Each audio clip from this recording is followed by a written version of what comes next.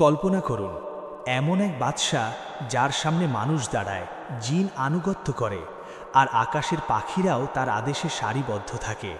কিন্তু তার মহত্ব সবচেয়ে উজ্জ্বল হয়ে ওঠে তখনই যখন তিনি শোনেন মাটির খুব নিচে থাকা এক ক্ষুদ্র প্রাণীর কণ্ঠস্বর।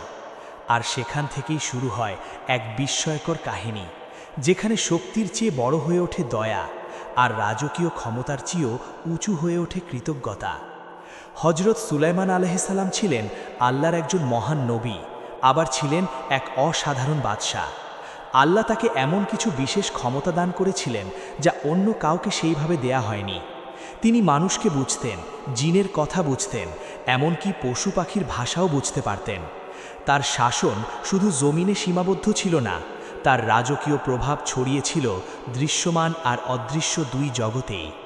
অথচ এই বিপুল মর্যাদার মাঝেও তার হৃদয়ে ছিল বিনয়, সচেতনতা আর আল্লাহর প্রতি গভীর কৃতজ্ঞতা।